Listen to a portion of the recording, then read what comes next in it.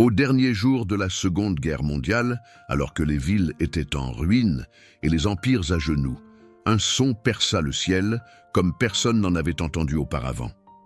Un grondement profond et surnaturel, comme un coup de tonnerre. Transperçant le métal, les pilotes alliés levèrent les yeux et pour la première fois, ils ne regardèrent pas des hélices.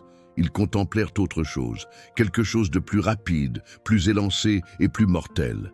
Il s'agissait du premier chasseur à réaction opérationnelle au monde, le Messerschmitt, Me-262, et ce jour-là, l'ère du jet avait commencé. Imaginez, vous effectuez un bombardement à haute altitude en 1944, à pleine vitesse, à bord d'un B-17. Vous pensez être en sécurité, jusqu'à ce qu'une image floue vous frôle à 875. YKM-H. Avant même que votre mitrailleur ne puisse cligner des yeux, votre ailier est en flammes. Ce n'était pas un combat aérien ordinaire. C'était l'instant présent, l'histoire de l'aviation divisée en deux. Mais comment l'Allemagne nazie, malmenée, soumise au blocus et aux aléas de la guerre, a-t-elle réussi à produire un avion si perfectionné qu'il pouvait distancer n'importe quel engin volant? Et pourquoi les Alliés, malgré toutes leurs forces, n'ont-ils pas réussi à l'égaler avant la fin de la guerre? C'est l'histoire de comment la propulsion par réaction est passée de la théorie à la terreur, des planches à dessin au combat aérien, et comment une machine a forcé le monde entier à repenser l'avenir de la guerre et de la technologie. Aujourd'hui, les avions de chasse dominent le ciel moderne, symbole de fierté nationale et de puissance technologique. Mais tout a commencé ici, avec un prototype lancé au combat avant l'heure, par un régime avide de victoire et des ingénieurs très en avance sur les leurs.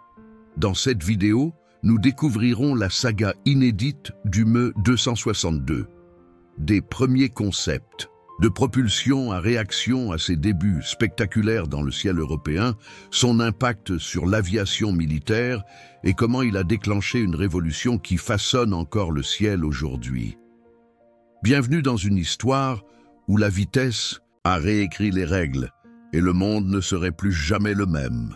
Avant l'avènement de l'ère des avions à réaction, l'humanité avait toujours regardé le ciel avec une limitation fondamentale, hélice. Depuis le premier décollage des frères Wright en 1903, l'évolution du vol reposait presque entièrement sur des pales rotatives et des moteurs à piston. Ces machines ont révolutionné les transports, la guerre et l'exploration. Mais dans les années 1930, même les meilleurs avions à hélice commençaient à heurter un mur, littéralement. À mesure que la vitesse augmentait, la résistance de l'air s'accentuait. Les hélices perdaient en efficacité à haute altitude et à haute vitesse. Les ingénieurs commencèrent à remarquer que, quelle que soit la puissance des moteurs, ils ne pouvaient pas propulser leurs avions beaucoup plus vite sans que la conception ne devienne instable ou que les besoins en carburant ne deviennent absurdes. Le plafond de l'aviation, autrefois si illimité, était désormais fixé à un niveau fixe. Le ciel, semblait-il, n'était finalement pas infini, mais quelques esprits visionnaires ont osé penser différemment. Ils ont imaginé des moteurs qui ne dépendaient plus d'hélices en rotation, mais propulsaient l'air vers l'arrière à une vitesse explosive. Propulsion par réaction, comme on appelait cette théorie, n'était pas entièrement nouvelle. En fait, le concept de base remontait à des milliers d'années. Inventeur grec ancien Hérode d'Alexandrie avait esquissé un dispositif appelé l'éolipile, une turbine à vapeur qui tournait sous l'effet de la chaleur. C'était un jouet, une curiosité, mais l'idée de la pousser par force réactive était née pas au début du XXe siècle. Les ingénieurs commencèrent à appliquer des concepts similaires à l'aviation. En Grande-Bretagne, un jeune officier de la Royal Air Force nommé Frank Whitfield proposa un turboréacteur en 1929. Ces conceptions étaient innovantes, compactes et étonnamment en avance sur leur temps. Mais il se heurta au scepticisme, à la bureaucratie et aux coupes budgétaires. Le ministère de l'Air britannique ne croyait pas encore à la faisabilité de cette technologie. Pendant ce temps, de l'autre côté de la Manche, un physicien allemand nommé Hans von Ohain travaillait. En parallèle, ignorant totalement Whittle. Au milieu des années 1930, il commença à concevoir son propre système de propulsion à réaction, collaborant finalement avec l'avionneur Ernst Heinkel. Là où Whittle était ignoré, von Ohain trouva du soutien. En 1939, Heinkel He 168, le premier avion au monde à voler grâce à un turboréacteur, a décollé. Il n'était ni rapide ni armé, mais il a prouvé le concept de la propulsion par réaction travaillée. À ce stade, la situation géopolitique en Europe s'orientait vers la guerre, l'ascension d'Hitler, le renforcement militaire de l'Allemagne et le conflit mondial qui couvait stimulèrent l'intérêt pour toute technologie susceptible de donner un avantage. Et soudain, ce qui était autrefois théorique devint une question de guerre, urgent et pratique. La question n'était plus « Pouvons-nous construire un moteur à réaction ?»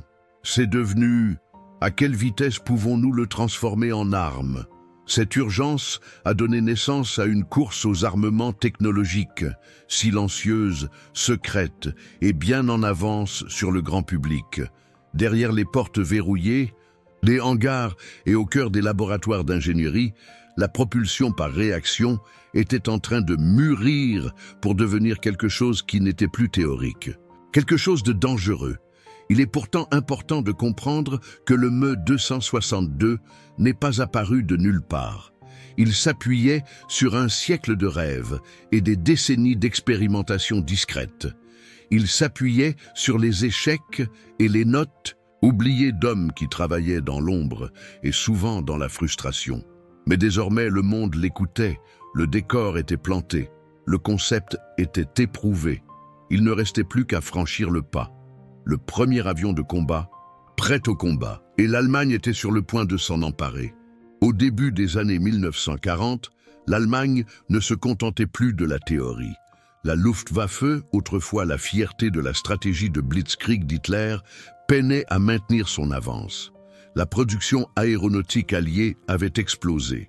Les Spitfire britanniques et les Mustang américains dominaient les combats aériens. Les chasseurs allemands, rapides mais toujours dépendants de leurs hélices, étaient de plus en plus dépassés. Derrière les lignes de front, cependant, quelque chose d'extraordinaire se préparait. Dans l'entreprise Messerschmitt, dirigée par l'ingénieur Willy Messerschmitt, un nouveau projet était en cours. Projet 1065 SUS n'était rien de moins qu'un avion de chasse différent de tout ce que le monde avait jamais vu. Élégant, bimoteur, propulsé par un réacteur et conçu pour atteindre des vitesses dont les avions à hélice ne pourraient jamais rêver. L'objectif était simple et pourtant audacieux.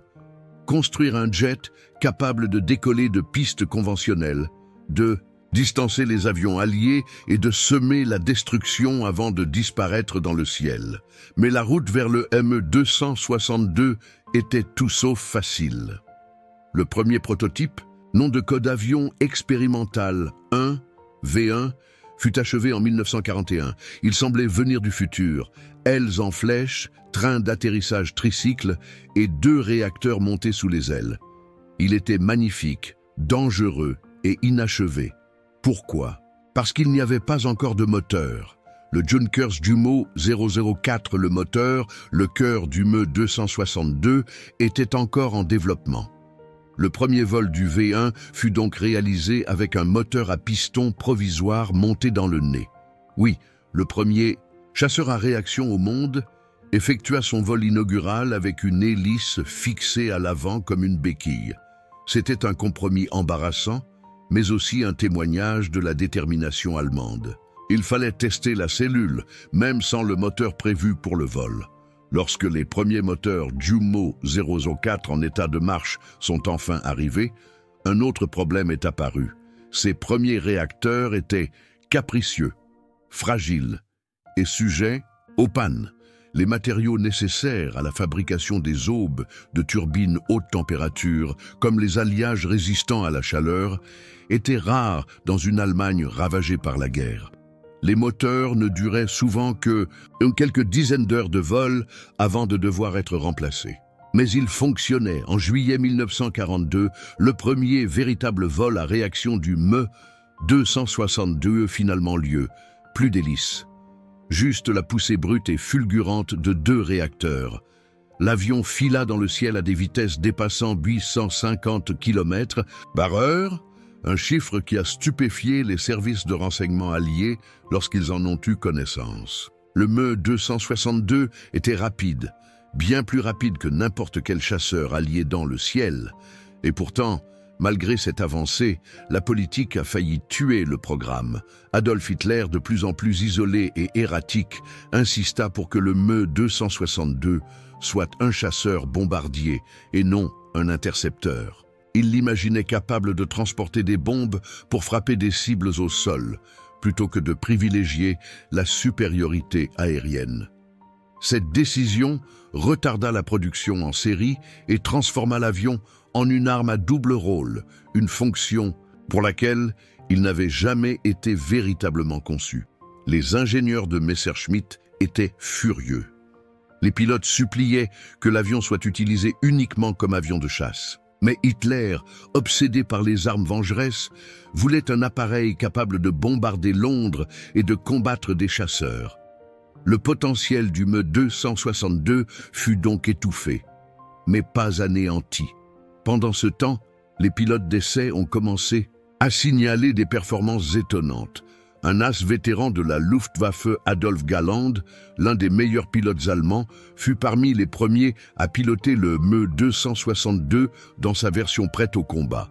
Son verdict ? On aurait dit des anges qui poussaient. L'accélération était fulgurante, le taux de roulis était fluide, et ses 4 canons de 30 mm montés dans le nez en faisaient un char volant. C'était le premier avion de l'histoire qui pourrait choisir quand se battre et quand disparaître. Il pourrait zoomer, tirer et reculer avant même que l'ennemi n'ait eu le temps de réagir. Mais le Me-262 a dû faire face à un dernier obstacle, le temps. Lorsque le déploiement complet de l'avion fut approuvé en 1944, la guerre avait basculé. Les bombardiers alliés pilonnaient quotidiennement les villes allemandes. Le carburant était rare. Les usines étaient constamment menacées. La Luftwaffe perdait ses pilotes plus vite qu'elle ne pouvait former de remplaçants. Le Me-262 a néanmoins fait ses débuts. Et les résultats ont été terrifiants. Lors de ses premiers engagements, il a percé les formations de bombardiers alliés avec une efficacité impitoyable. Les bombardiers ne pouvaient le distancer. Les escortes ne pouvaient l'attraper. C'était un fantôme, aperçu un instant puis disparu. Mais quelle que soit la perfection de l'appareil, il ne pouvait changer le cours d'une guerre en déclin. Il n'y avait jamais assez de Me-262, ni assez de pilotes expérimentés pour les piloter. Pourtant, même au cours de ces derniers mois, le Me-262 avait accompli quelque chose d'extraordinaire. Il avait prouvé que la propulsion par réaction n'était plus une expérience, mais là l'avenir du vol, et le reste du monde regardait. Le Me-262 était plus qu'une arme. C'était un message du futur, le murmure d'une ère nouvelle perçant la fumée d'une guerre mourante. Bien qu'il soit arrivé trop tard pour changer le destin de l'Allemagne, il n'est pas tombé dans l'oubli. Au contraire, il a semé une révolution qui allait se déployer sur des décennies, transformant la façon dont l'humanité régnait sur les cieux. À la mi-1944, le Me-262 était enfin prêt au combat. Déployé sous le commandement de Association de chasse 44, une escadre de chasse d'élite dirigée par le général Adolf Galland en personne, l'avion a entamé ses premiers véritables combats aériens. Et il n'a pas déçu. Au cours de son premier mois, une poignée de Me-262 ont réussi à abattre des dizaines de bombardiers alliés avec des pertes minimes. Sa vitesse pure, près de 320 km/h plus rapide que l'escorte alliée la plus rapide, le rendait quasiment intouchable en vol rectiligne. Les pilotes décrivaient l'expérience de vol du Me-262 comme planer sur l'éclair. Mais l'avion présentait des faiblesses. Ses moteurs, encore fragiles, nécessitaient une gestion rigoureuse des gaz. Au décollage et à l'atterrissage, il était vulnérable aux chasseurs à hélices comme le P-51 Mustang. Les pilotes alliés apprirent rapidement à rôder sur les aérodromes et à attaquer les Me-262 lors de ces moments critiques. Malgré cela, la présence de l'avion modifia la stratégie alliée, imposant des modifications dans les formations de bombardiers, les itinéraires des patrouilles de chasse et même le rythme des campagnes de bombardement. Quand l'Allemagne est tombée, le monde s'est précipité pour voler ses secrets. Les alliés, en particulier les États-Unis et l'Union soviétique, se sont empressés de capturer les ME-262, ainsi que les ingénieurs, les plans et les laboratoires de recherche qui les ont donné naissance. Les États-Unis ont lancé Opération Lusty, une mission visant à récupérer la technologie aéronautique allemande. Des dizaines de ME-262 furent expédiés en Amérique, où ils furent rétroconçus et testés en vol. Parallèlement, des ingénieurs comme Werner von Braunett, les concepteurs d'avions de Messerschmitt, ont été discrètement relocalisés sous opération Trombone, constituant l'épine dorsale de l'innovation aérospatiale américaine d'après-guerre. L'Union soviétique a emboîté le pas en capturant des variantes du ME-262 et en s'inspirant largement de leur conception pour influencer les premiers chasseurs MiG. Le ME-262 n'était plus seulement une invention allemande, il était devenu le modèle pour l'aviation mondiale à réaction. 2 ans seulement après la fin de la guerre, l'ère des avions à réaction a officiellement commencé. Aux États-Unis, le Bell P-59 Airacomet, le premier chasseur à réaction américain, volait déjà en secret pendant la guerre, mais il était lent, peu performant et décevant. Il fut rapidement remplacé par un appareil bien plus efficace, le Lockheed P-80, Shooting Star conçu par le légendaire Clarence Kelly Johnson en seulement 143 jours. Le P-80 était élégant, efficace et prêt au combat. La Grande-Bretagne, quant à elle, a introduit le Météore de Gloucester, utilisé à la fin de la Seconde Guerre mondiale pour intercepter les bombes volantes V1. Seul avion à réaction allié à avoir participé au combat pendant la guerre, il occupa alors le devant de la scène en tant que principal avion à réaction britannique, constituant finalement la base de la flotte de la RAF en temps de paix. Les Soviétiques, travaillant à partir de plans capturés du ME-262 et de leurs propres innovations, ont développé le Mikoyan Gourevitch Mi-G9, rapidement suivi par l'emblématique Mi-G15, un avion qui allait définir le ciel du début de la guerre froide. La propulsion par réaction n'était plus expérimentale. Elle constituait désormais la norme mondiale. Le premier véritable test de combat des chasseurs à réaction eut lieu dans le ciel coréen. La guerre de Corée devint premier conflit, où des avions à réaction se sont affrontés directement. D'un côté, les États-Unis ont déployé les SF-86 Sabre, un chasseur à réaction, à aile en flèche et à grande vitesse, conçu pour l'agilité et la précision de tir. De l'autre, un avion de construction soviétique Mi-G15 piloté par des pilotes chinois et nord-coréens, et secrètement par des pilotes soviétiques également. Les batailles qui ont eu lieu en Allée-MiG. L'héritage du ME-262 s'est perpétué dans les 2 chasseurs. Les ailes en flèche, les configurations de réacteurs et les tactiques de combat aérien remontent toutes aux derniers jours de la Seconde Guerre mondiale. Le F-86 et le Mi-G15 étaient des cousins technologiques. Et la guerre a prouvé une chose, les chasseurs à réaction ont remplacé à jamais les avions à hélice dans les combats aériens. Une fois les fondations posées, l'aviation est entrée dans une période d'innovation fulgurante. En 1947, Chuck Yeager franchit le mur du son dans Le Cloche X1, brisant un nouveau plafond perçu. À partir de ce moment, chaque grande nation a poussé ses programmes d'avions à aller plus vite, à s'élever plus haut et à frapper plus fort. L'Amérique a dévoilé le F-100 Super Sabre, chasseur stellaire F-104, et plus tard le F-4 Phantom, chacun représentant des avancées majeures en matière de vitesse, de radar et de systèmes de missiles. Les Soviétiques ont riposté avec des modèles de MiG de plus en plus avancés, MiG-17, MiG-19 et MiG-21, aboutissant à des avions à réaction très maniables qui seraient utilisés du Vietnam au Moyen-Orient. Les Britanniques ont introduit la foudre électrique anglaise, capable d'atteindre des vitesses de Mach 2, tandis que les Français livraient le Dassault Mirage, un autre design emblématique inspiré de l'aérodynamique des ailes en flèche qui s'était avéré efficace pour la première fois sur le Me-262. Chaque fonctionnalité, de emplacement du moteur, à aile balayée, à prise d'air montée sur le nez, pourrait retracer sa lignée jusqu'à cette percée allemande originelle. Dans les années 1970, la vitesse n'était plus le seul objectif. Les chasseurs à réaction ont commencé à évoluer vers plateformes multirôles, capables d'effectuer des bombardements, des interceptions, de la supériorité aérienne et de la reconnaissance, le tout dans une seule cellule.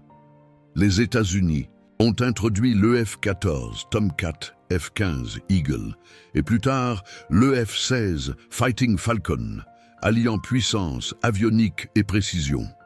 Ces avions ne se contentaient pas de combattre, ils réfléchissaient. Ordinateurs de bord, systèmes de verrouillage radar et ciblage infrarouge ont transformé la façon dont les pilotes interagissaient avec le champ de bataille. Les Soviétiques n'étaient pas loin derrière. MiG-29 et Su-27 la série a défié la domination occidentale, se vantant d'une grande maniabilité et de moteurs de pointe. Une fois de plus, le fantôme du Me-262 persistait. Ces machines avaient bien évolué par rapport à leurs ancêtres, mais elles en conservaient l'ADN. Le XXIe siècle a inauguré un nouveau type d'avion à réaction, axé non seulement sur la vitesse et la puissance de feu, mais aussi invisibilité et domination de l'information. Le F-22 Raptor et F-35 Lightning III-L représentent la 5e génération d'avions de combat. Furtifs, connectés, dotés de nombreux capteurs et capables d'effectuer des missions sans être détectés. Ils sont conçus pour guerre des données comme pour les combats aériens. La Russie Su-57, la Chine Chengdu, J-20 poursuivre la compétition. Désormais, les puissances mondiales ne se contentent plus de lutter pour la domination aérienne, mais pour autonomie, vol hypersonique et intégration de drones. Les avions de chasse ne sont plus seulement des armes de guerre. Ils sont des symboles de fierté nationale, de suprématie technologique et de potentiel d'avenir. Pourtant, tout a commencé en 1944 avec un avion fragile, envoyé au combat par un régime en déclin. Le Me-262 n'était pas parfait, mais il était le premier. Elle a introduit une toute nouvelle forme de combat. Elle a révolutionné les possibilités aériennes. Et ce faisant, elle a forcé le monde à faire un bond en avant, plus vite que quiconque ne l'avait anticipé. C'est l'héritage du Me-262, non pas comme une relique, mais comme le début d'une lignée, une ligne d'évolution qui continue encore aujourd'hui, du champ de bataille au-dessus de Berlin, aux missions furtives au-dessus du Moyen-Orient, jusqu'aux drones contrôlés par l'IA de demain. Chaque avion de chasse murmure encore son nom.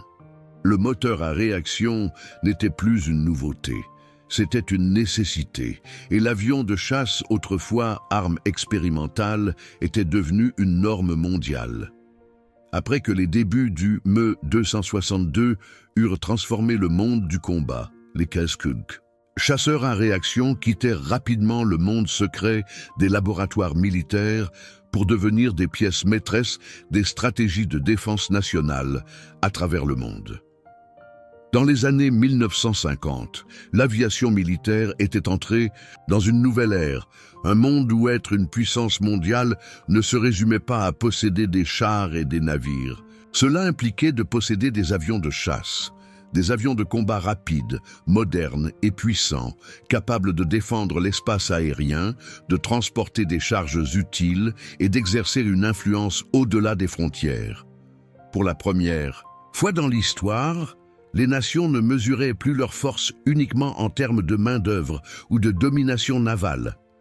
La supériorité aérienne est devenue le nouveau terrain d'action. L'avion de chasse devint à la fois un moyen de dissuasion et un symbole. Les pays se lancèrent dans une course non seulement pour construire de meilleurs avions, mais aussi pour les mettre en valeur, lors de défilés militaires, de démonstrations de combats aériens et de meetings aériens à enjeux élevés. La guerre froide amplifia cette transformation. Alors que les États-Unis et l'Union soviétique intensifiaient leur course aux armements, les avions de chasse devinrent des trophées symboliques dans une compétition bien plus vaste. Mais si les tensions politiques ont stimulé le développement, le changement culturel a été tout aussi profond. Les avions de chasse ont captivé l'imagination de toute une génération.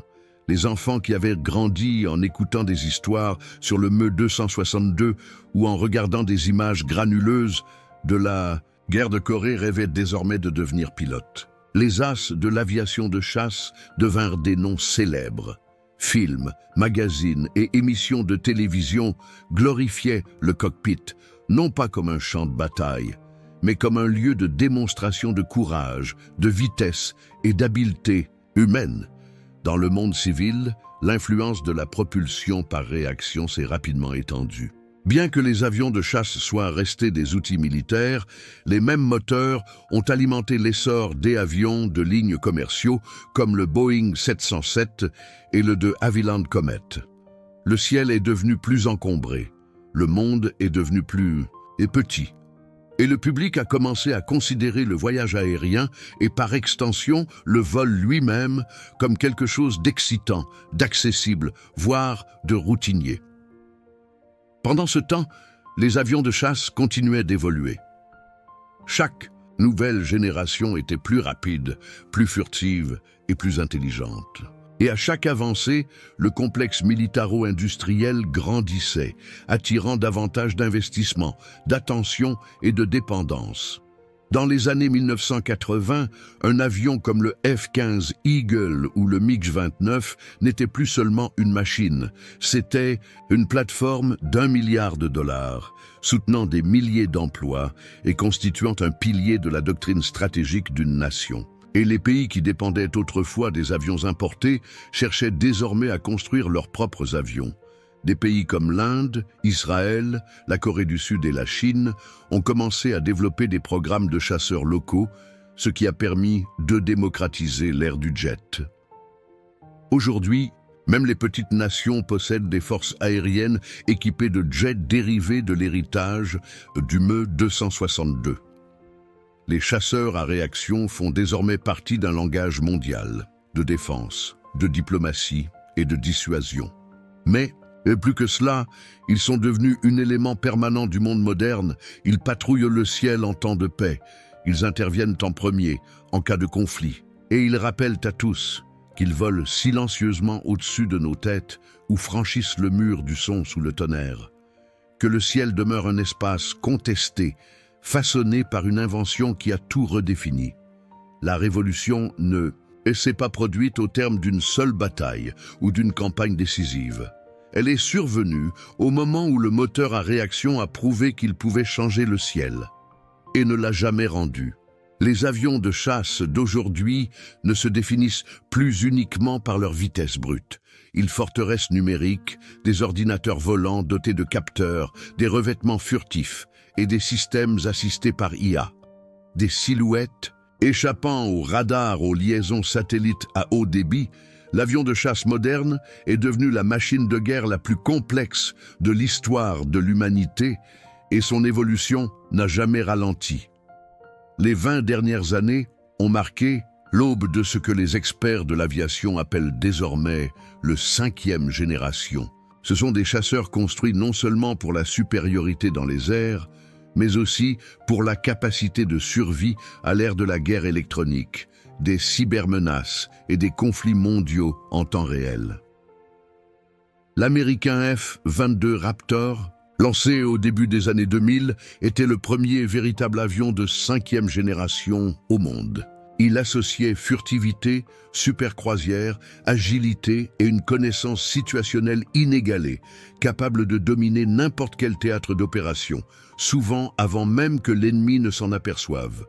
Il suivait de près F-35 Lightning E, un projet mondial de développement conjoint, désormais opérationnel dans plus d'une douzaine de pays. avec des variantes adaptées au décollage vertical, aux opérations sur porte-avions et aux aérodromes conventionnels. Le F-35 représente le plus vaste déploiement de la technologie de 5e génération à ce jour. Son architecture en réseau lui permet d'être utilisé non seulement comme chasseur, mais aussi comme avion de combat nœud de commande, relayant des informations à d'autres avions, navires et forces terrestres. Pendant ce temps, la Russie Su-57 et la Chine Chengdu J-20 sont entrées en scène, reflétant un monde multipolaire croissant dans l'aviation militaire. Ces deux appareils visent à allier furtivité, capacité de missiles longue portée et agilité en combat aérien. Bien qu'aucun des deux n'atteigne l'échelle ou l'interopérabilité des plateformes occidentales, ils révèlent une vérité fondamentale. L'innovation dans le domaine des avions de combat n'est plus le domaine de quelques-uns. La diversification a également pris racine. Des pays comme l'Inde, la Corée du Sud, la Turquie et même des acteurs plus petits comme les Émirats arabes unis ont lancé des programmes d'avions de combat locaux, autonomie, en matière de défense Est, devenu un impératif stratégique dans un monde où les alliances se déplacent et où les menaces régionales évoluent. Au-delà du combat, la technologie des avions de combat influence désormais d'autres secteurs. Les progrès en matière d'efficacité des moteurs, de science des matériaux et de systèmes de contrôle autonome ont touché l'aérospatiale civile et même le développement de drones commerciaux. Les avions civils supersoniques, autrefois abandonnés, sont à nouveau conçus, cette fois en s'inspirant des chasseurs furtifs pour réduire les bangs soniques et améliorer le rendement énergétique. Pourtant, cette époque n'est pas sans inquiétude. Avec l'automatisation et l'IA qui entrent dans le cockpit, les armées sont désormais confrontées à débats éthiques. Les avions sans pilote devraient-ils être autorisés à prendre des décisions d'élimination? Comment empêcher les systèmes de ciblage par IA d'aggraver les conflits? Et comment concilier sécurité nationale et stabilité mondiale à une époque où un seul avion de chasse peut déclencher une crise internationale? Il y a aussi des considérations environnementales. Les avions de combat comptent parmi les appareils les plus gourmands en carburant en service. Alors que les nations sont confrontées à des engagements climatiques et à des transitions énergétiques, la question de l'équilibre entre préparation et responsabilité se pose avec acuité. Malgré ces tensions, la domination des avions de chasse au XXIe siècle demeure incontestée. Leurs rôles se sont étendus du combat aérien traditionnel aux missions de surveillance, de cyberdéfense, de brouillage électronique et de frappe de précision, ce qui a commencé comme une expérience désespérée en temps de guerre dans l'Allemagne. Nazi est maintenant l'épine dorsale de la puissance aérienne mondiale, raffinée, adaptée et en constante évolution. Du Me-262 au F-35, le ciel est devenu un réseau de stratégie, de vitesse et de forces silencieuses. Et la course continue. Lorsque l'on se penche sur l'histoire de l'aviation, certains moments ressortent mieux que d'autres, des moments où l'impossible devient réalité et où le cours du progrès humain bascule. Les débuts de mois 262 c'était un de ces moments. Il ne marquait pas seulement l'arrivée d'un nouvel avion, il marquait l'arrivée de nouvelles réalités, un endroit où le ciel lui-même devait être réimaginé. Avant le Me-262, le combat aérien était bruyant, rapproché et dépendant du vrombissement des hélices. Les chasseurs manœuvraient en spirale serrée, les pilotes se fiaient à leur vue et à leurs réflexes, et le rythme des combats était rapide, mais compréhensible. Après le Me-262, tout a changé. La vitesse est devenue une domination. Ce qui ne pouvait être vu ne pouvait être arrêté. L'avenir était arrivé, tard, imparfait et fragile, mais réel. Son héritage ne se mesure pas en victoire. Le Me-262 n'a pas pu arrêter les Alliés, ni sauver la machine de guerre nazie en ruine. Mais il réécrit le plan pour savoir comment. Les guerres seraient menées depuis les cieux. Tous les chasseurs à réaction moderne, du F-16 au Su-57, trouvent leur origine dans cet appareil.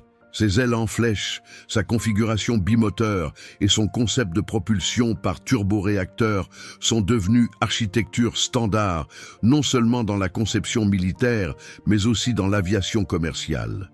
L'idée même de pouvoir traverser les océans à la vitesse d'un jet, autrefois impensable, est née dans les mêmes ateliers qui ont construit le Me-262. Plus encore, cela a changé la façon dont les nations concevaient la puissance. La supériorité aérienne est devenue non négociable. Pour toute armée sérieuse, l'équilibre des forces s'est inversé jusqu'au nuage et n'est jamais redescendu. Sur le plan technologique, le M262 a ouvert la voie. La science des matériaux, la théorie des moteurs, les contre-mesures radars, tout a été propulsé par les exigences de cette nouvelle génération de vol. Même l'exploration spatiale, qui suivra à peine une décennie plus tard, doit une partie de son élan aux avancées réalisées dans le développement des avions à réaction. Et pourtant, son impact le plus durable pourrait bien être philosophique. Le Me-262 nous rappelle que l'innovation ne vient pas toujours de sources idéales. Venu du cœur d'un régime avide de domination, il est pourtant devenu un tremplin pour progrès mondial. Cela a enseigné au monde que celui qui contrôle le ciel contrôle l'histoire. Aujourd'hui, nous vivons dans le monde qu'il a contribué à créer. L'avion de chasse a commencé comme une expérience radicale, mais où va-t-il maintenant? Dans les décennies à venir, nous pourrions regarder en arrière et considérer les avions furtifs, assistés par l'IA d'aujourd'hui, non pas comme le sommet de la puissance de l'aviation, mais comme un autre tournant, une transition vers domination aérienne autonome. Déjà, les armées du monde entier testent un système drone ailier, des avions sans pilote qui volent aux côtés d'avions, de combats pilotés par des humains, partageant des données, réagissant en temps réel et exécutant des missions sans mettre une vie en danger. Des projets comme le L'ailier fidèle de l'US Air Force ou le projet Moustique du Royaume-Uni laissent entrevoir un avenir où les escadrons comprendront à la fois des humains et des machines intelligentes, ou peut-être à terme, uniquement des machines. Ces systèmes ne visent pas seulement à remplacer les pilotes. Ils représentent une nouvelle philosophie de la guerre, plus rapide, plus silencieux, contrôlé par algorithme. Entre-temps, vol hypersonique, la capacité de voyager à des vitesses supérieures à Mach 5 n'est plus de la science-fiction.